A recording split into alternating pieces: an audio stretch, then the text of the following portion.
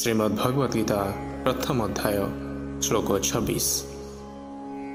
तत्र पश्यास्तितान् पार्थः पितॄनाथ पितामहान् आचार्यान् मातुलान् भ्रातॄन् पुत्रान् पौत्रान् सखीस्तथा श्वशुरान् सुहृदश्चैव सेनर्युर्भयोर्यपि।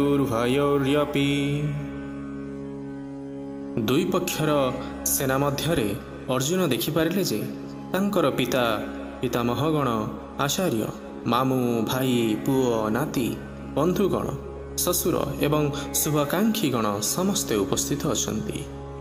युद्ध क्षेत्र रे अर्जुन तांकर समस्त बंधु बांधवों को देखिपारे।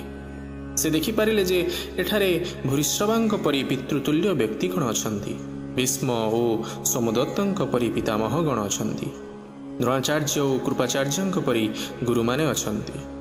शल्य और शकुनी परि मामू माने अछंती। दुर्योधन परि भाई माने अछंती।